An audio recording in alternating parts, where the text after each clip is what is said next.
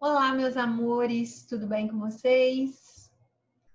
Então, hoje nós estamos aqui para a gente continuar um assunto que nós começamos antes das revisões que nós fizemos, que foram as bases, né? A gente falou dos ácidos, falamos das três classificações, do Arrhenius, do Bronsted-Lowry e do Lewis. Aí as bases eu expliquei para vocês a dissociação, expliquei também a diferenciação de bases de Arrhenius, base de Bronsted e bases de Lewis. Ficou faltando a gente falar da classificação das bases e da nomenclatura delas. Então, é isso que nós vamos falar hoje, tá? Então, vamos juntos aqui no nosso quadro. Vou limpar nossa tela aqui, que a minha tela ainda está da outra aula. Beleza? Que nós vamos, então, começar o nosso estudo das bases ou hidróxidos. Então, a gente sabe que, a princípio, a gente vai falar do conceito de Lewis, tá? Então, bases ou hidróxidos. O que o Lewis, do Lewis não, gente, desculpa, do Arrhenius. O Arrhenius falou que base é toda substância que em presença de água libera OH-, que é a hidroxila ou oxidrila, né? Então, a gente diz que base é toda substância que em presença de água sofre um processo chamado de dissociação iônica. Na aula passada, na aula que eu introduzi as bases, eu expliquei para vocês a diferença entre ionização e dissociação. Ionização, que são parecidos, né, gente? Ambos formam íons. Então, a ionização é o processo que é sofrido pelos ácidos. A dissociação é o processo que quem sofre são as bases. Quem não pegou essa parte da explicação, volta lá naquela aula onde está escrito lá, se não me engano, é revisão de distribuição eletrônica e introdução de bases. Aí vocês vão pegar essa explicação direitinho, tá? Então, a primeira coisa que você precisa saber é, já que a base é aquela substância que quando você coloca em água, ela quebra e o íon negativo vai ser sempre o OH-, que é a hidroxila ou oxidrila. Resumindo, a gente pode dizer que a base é aquela substância que termina com OH, ok? Então, visualmente, como que você vai reconhecer a fórmula de uma base? O final da fórmula é o OH, certo? Então, a partir daí, nós vamos falar da classificação das bases. Como que as bases se classificam?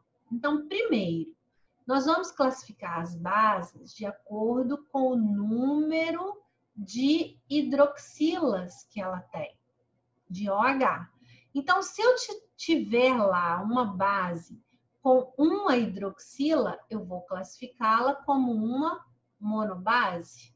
Se eu tiver uma base com duas hidroxilas, tipo MgOH2, eu vou classificar... Opa, escrevi errado. Só um minuto. Eu vou classificar ele como uma dibase, porque são duas hidroxilas. Se eu tiver uma base tipo AlOH3, que são três hidroxilas, ela vai ser classificada como uma tribase, ok?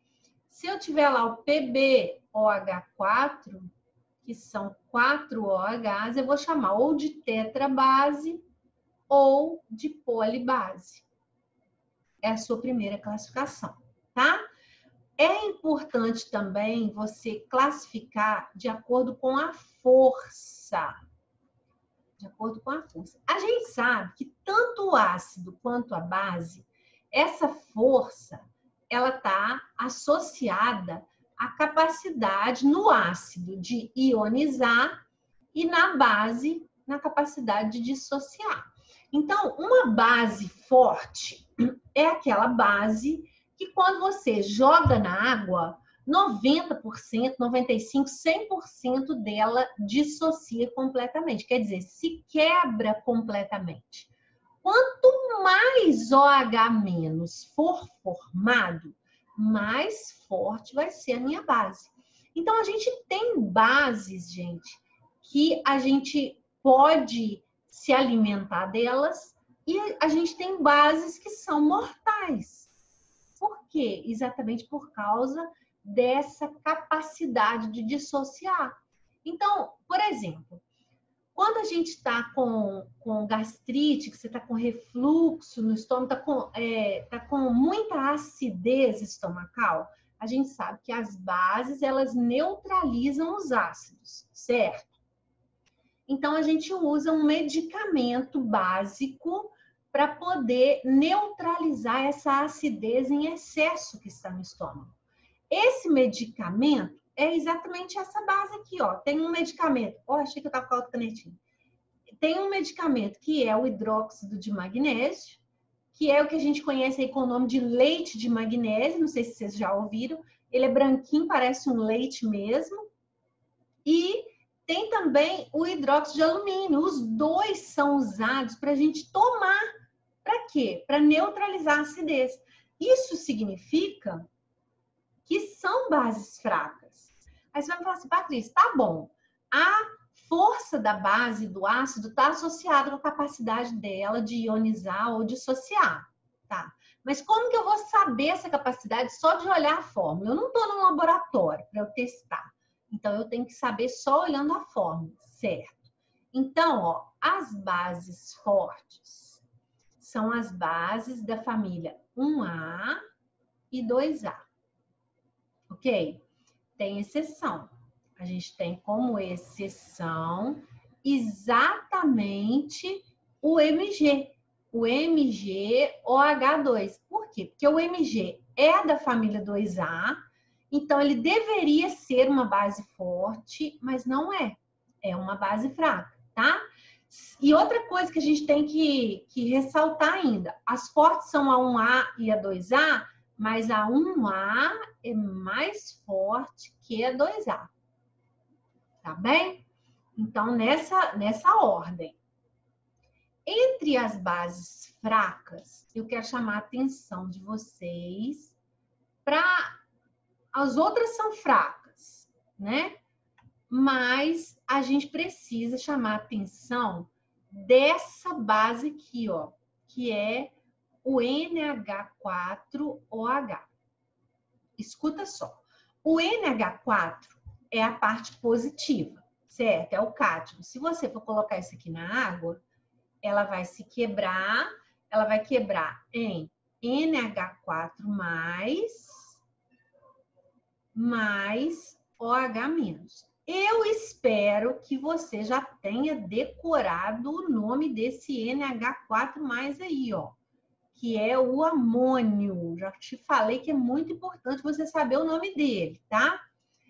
Essa base, presta atenção, é a única base que tem como cátion uma espécie que não é um metal. Então, você pode ver que todas as partes negativas aqui, positivas, desculpa, a primeira parte da base, aqui é o Na, aqui é o Mg, aqui é o Al, aqui é o Pb, é sempre um metal.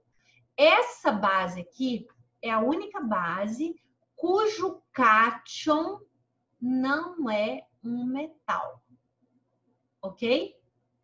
E ela é uma base fraca. Ela é tão fraca que a gente usa ela na nossa pele. Então, ó, quem aí já passou amônia para lourar os pelinhos? A gente vai lá na farmácia, Você chega lá para o balconista e fala, ó, eu quero amônia. Aí ele traz lá um vidrinho, no vidrinho está escrito amônia.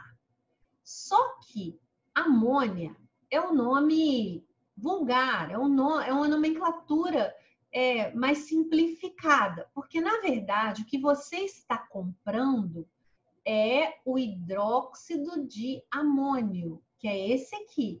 Ele que a gente usa para lourar os pelinhos. Ele nada mais é, gente, do que a amônia, que é o NH3, e é um gás que é borbulhado na água. Então, olha só, o cara pega a amônia, borbulha na água e ela vira, então, o hidróxido de amônio. Conta comigo, ó, um N, 3Hs com mais 2H, 5Hs, ó, 4 com 1, 5, 1 O, tá vendo? Então, esse daqui é o hidróxido de amônio, que a gente usa para lourar os pelinhos. Só que como é um nome muito difícil, eles resolveram simplesmente utilizar o nome da amônia, como se ele fosse amônia. Mas a amônia é um gás, a gente não poderia passar na pele. E você vê que apesar dela ser uma base fraca pra caramba, é uma base fraquinha, quando a gente passa essa amônia no braço, na perna, depois quando você tira, é rara a pessoa que não dá aquelas pipoquinhas vermelhas, fica tudo pipocadinho, não fica? Aí depois de algumas horas, alguns minutos, aquelas pipoquinhas vermelhas vão sumindo da pele. Mas aquilo quer dizer o quê? Que irritou bem a sua pele, tá? E olha que ela é uma base fraca. Imagina se você passar uma base forte, né? Então, ó, essas duas classificações são imprescindíveis que vocês saibam, ok? Aí, depois da classificação, você precisa saber a nomenclatura das bases. Como dar nome para as nossas bases? Olha lá. A nomenclatura das bases é 1000 vezes mais simples do que a dos ácidos. Na dos ácidos, você já tem lá o NOx do elemento central, já dificulta um pouco mais. A das bases, não. Você vai simplesmente colocar o nome hidróxido de e vai colocar o nome do elemento que acompanha o OH. Que acompanha o OH. Então, a princípio, é muito simples. Você vai, por exemplo, eu vou te dar lá, NaOH. Beleza, você bateu o olho, terminou com OH? É base. Qual o nome do elemento que está junto com o OH? Sódio. Então, esse aqui é o hidróxido de sódio. Show? Ah, tá. Vamos outro. É AlOH3.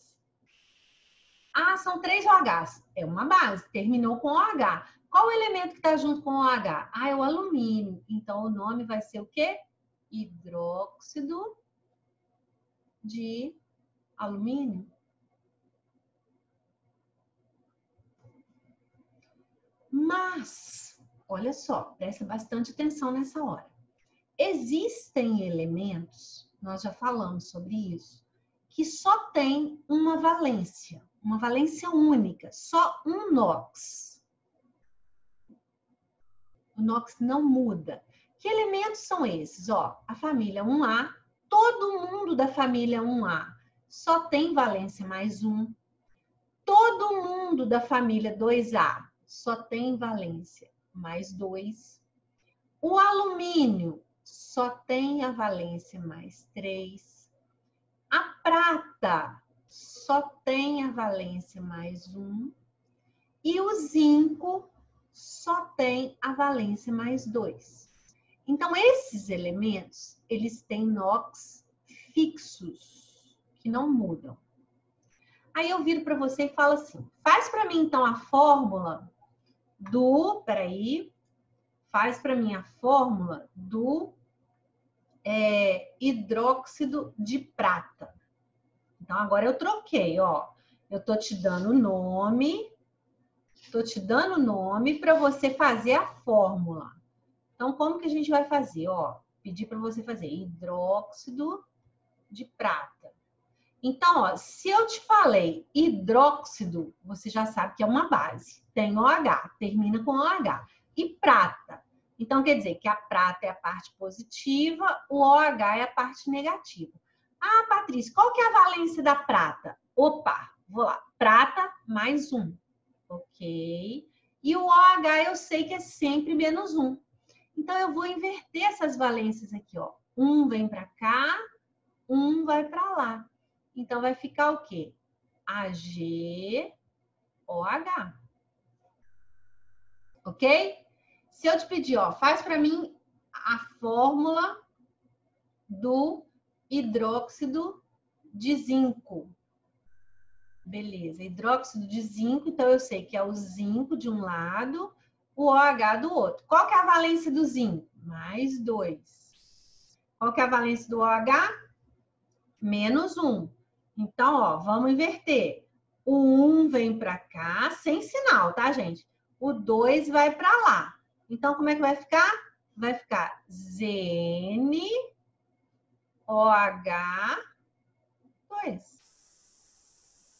Beleza. Então, com esses elementos aqui, vocês não vão ter dúvida, porque eles só têm um NOx.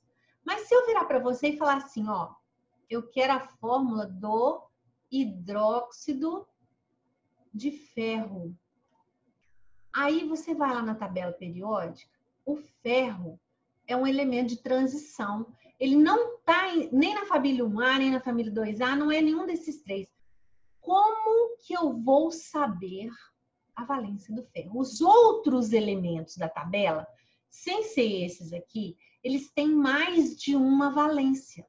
Então, no caso do ferro, por exemplo, existe o ferro com valência mais 2 e existe o ferro com valência mais 3. Então, quando o ferro com valência mais 2 se junta com a hidroxila, olha só, o que isso aqui vai dar? Ó, o 1 vem para cá, o 2 vai para lá.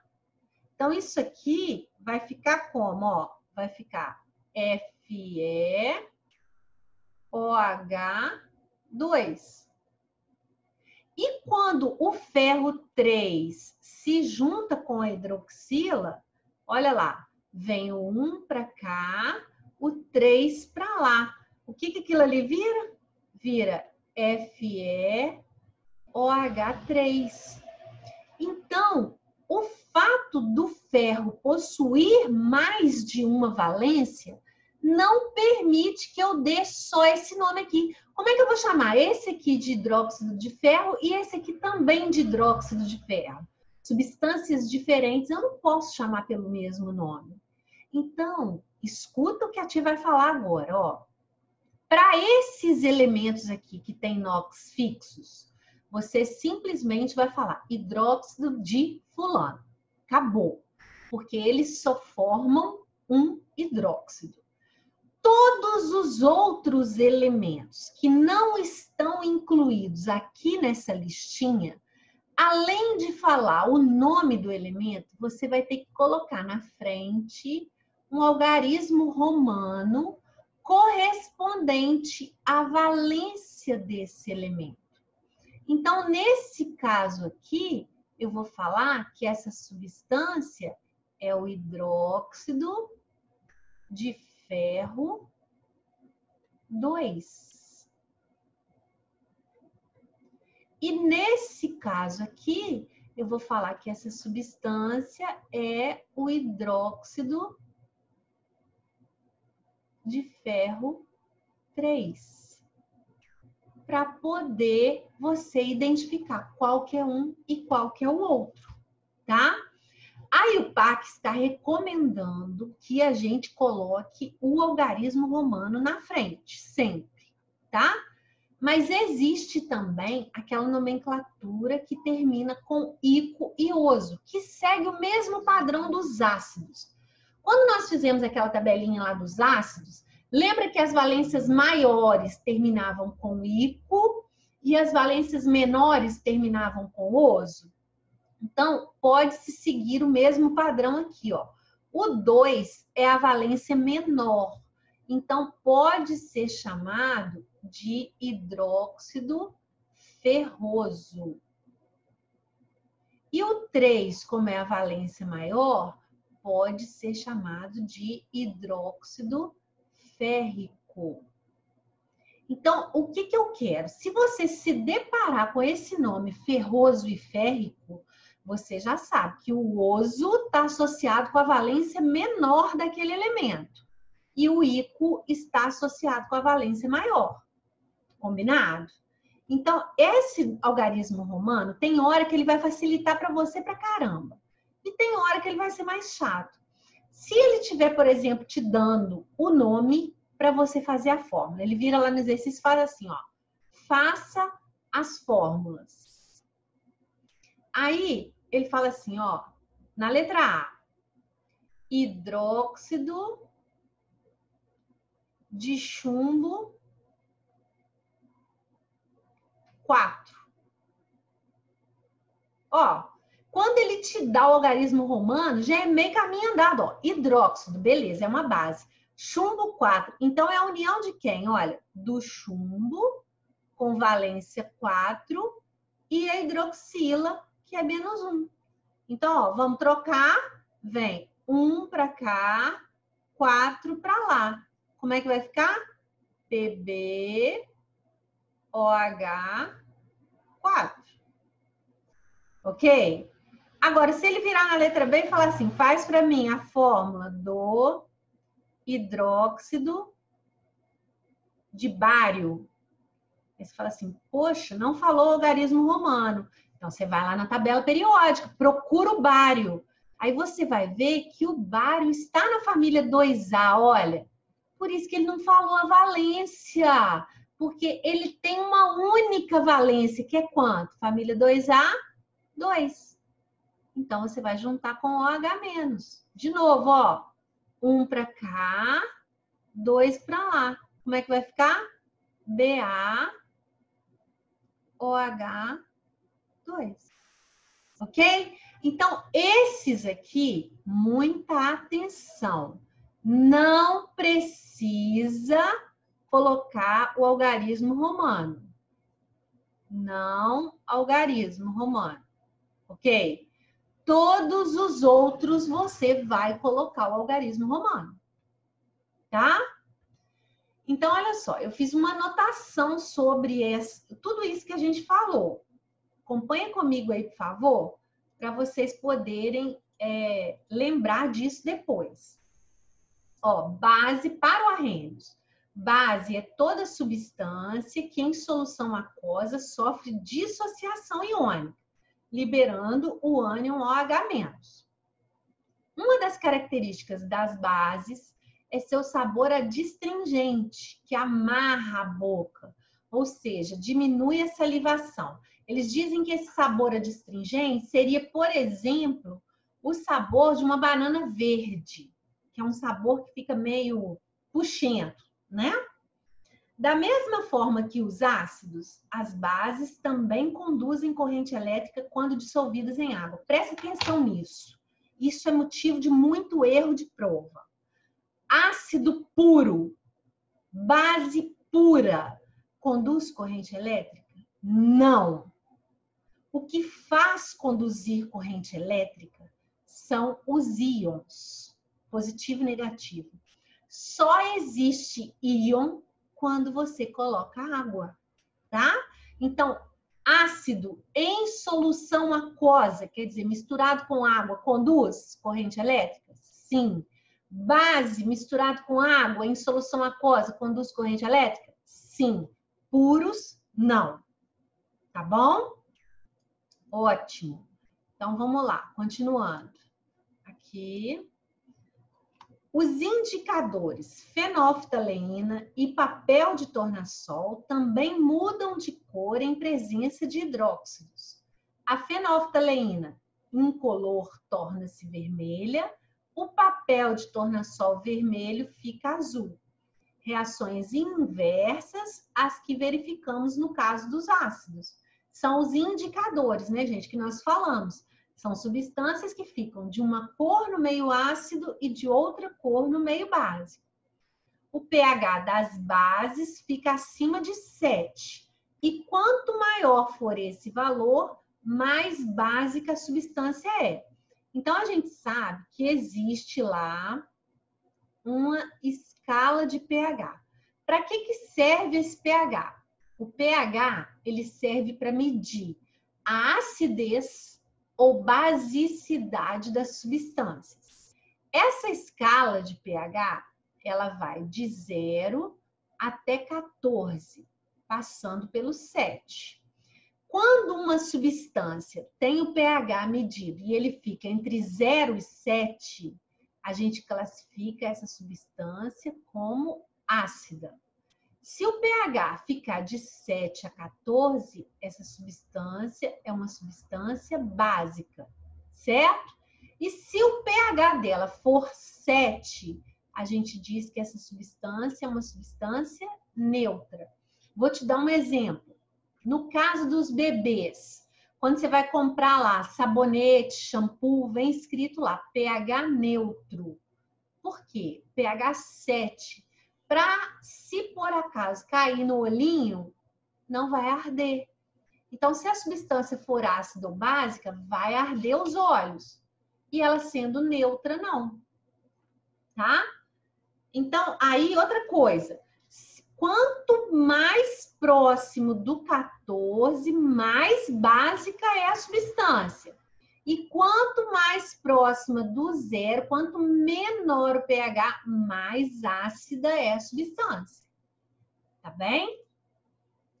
As principais bases que nós temos. Olha lá, o hidróxido de sódio, que é o NaOH, que a gente conhece como soda cáustica, olha. Essa substância é utilizada na fabricação do sabão. Eles misturam lá o óleo, né? Óleo que já foi queimado, que já foi usado para fritura, mistura com a soda cáustica. O celofane, detergentes e rayon, produtos para desentupir pias e ralos e também no processo de extração de celulose nas indústrias de papel. O hidróxido de magnésio, que eu já falei para vocês, ó, está presente na solução, que é comercializada com o nome de leite de magnésia, produto utilizado como laxante e antiácido estomacal. O hidróxido de cálcio, que é conhecido como cal hidratada ou cal extinta, essa substância é usada na construção civil, na preparação de argamassa, que é a areia mais cal, e na caiação, que é a pintura cal, né? Que é aquela pintura que a pessoa, por exemplo, a pessoa que ganha menos, ela compra lá, ao invés de comprar uma tinta, ela compra cal, pinta a casa dela toda com cal, fica toda branquinha, fica limpinho. Só que o único problema é que quando você encosta, a cal, ela sai, né? Ela não tem a fixação da tinta. As indústrias açucareiras utilizavam o hidróxido de cálcio na purificação do açúcar comum. O hidróxido de amônio, ó, que nós falamos também, é obtido em solução aquosa do gás amônia e comercializada como amoníaco.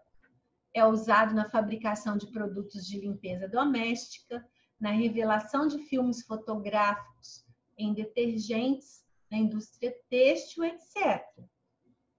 O hidróxido de potássio, que é conhecido como potássa cáustica, é usada para alvejamento, na fabricação de sabões moles e no processamento de certos alimentos. Então, essas aí são as principais, tá? Classificação que a gente falou, olha, falamos do número de hidroxilas, monobase, dibase, tribase, tetrabase. Nós não falamos nessa aqui, olha, mas vale a pena vocês saberem também, ó. Para classificar as bases, a solubilidade delas, olha. Os alcalinos são bases muito solúveis, então a família 1A, né, ou 1. Os alcalinos terrosos, pouco solúveis. E as bases de outros metais são insolúveis em água, ok? E o grau de dissociação, que é o forte e o fraco. Olha, essa propriedade das bases se relaciona com a sua solubilidade. Quanto mais solúvel for a base, maior será seu grau de dissociação. Por isso que a gente falou, olha, quanto mais solúvel, mais forte. Então, o mais forte de todos é quem? Os alcalinos, depois os alcalinos terrosos e, por último, os outros.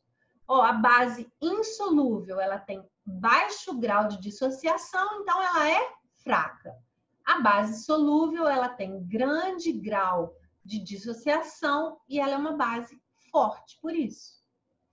A nomenclatura, que a gente falou também, ó, a nomenclatura baseia-se nessa sua formação, em que se escreve primeiro hidróxido de, seguido do nome do cátion. No entanto, essa regra aplica-se somente no caso de bases em que seus cátions só possuem uma eletrovalência, isso é, uma única carga.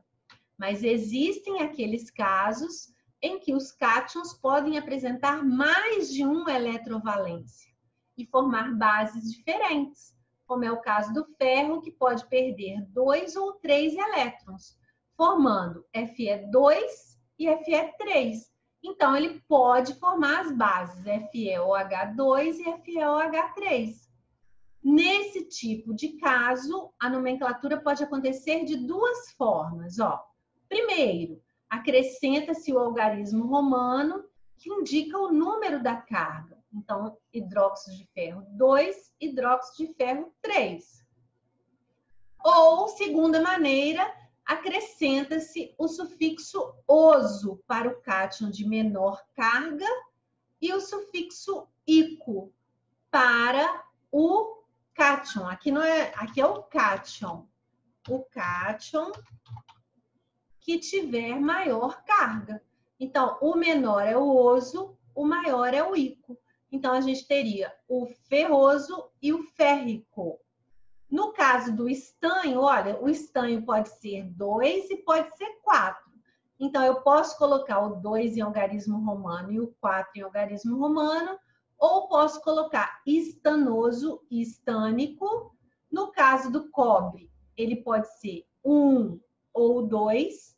Então, eu vou colocar o algarismo romano, ou vou colocar cúprico para o 2 e cuproso para o 1. Vou fazer o seguinte agora, eu vou colocar um outro slide aqui com o quadro que eu usei lá atrás, para vocês poderem consultar depois e lembrar o que foi dito lá na hora da aula, combinado? Então, ó, aqui estão as anotações que nós fizemos. Vou colocar a segunda também, vou printar ele lá, para a gente poder colocar aqui. Deixa eu dar uma voltadinha nele lá. Cadê ele? Cadê ele? Cadê ele? Tá aqui. Na nomenclatura, para vocês poderem não ficar com nenhuma dúvida. Aqui. Na hora de estudarem. Gente, eu espero que vocês tenham entendido. Não é uma parte difícil da matéria, é uma parte simples, tá? Mas assim, se por acaso ainda tiver ficado dúvida, não deixe de me falar não, tá? Já tem aqueles alunos que já estão habituados a todo dia me mandar as dúvidas e tem aqueles outros que ficam guardando. Então, não fiquem com dúvida. Me perguntem tudo que puderem. A gente tem bastante tempo. Esse ano vai ser muito legal, porque a gente vai aprender isso aí na ponta da língua. Vocês vão chegar no dia da prova sabendo tudo com segurança, para não errar nada. Combinado? Então, ó, beijo grande para vocês. Por hoje é só, tá? Fiquem com Deus.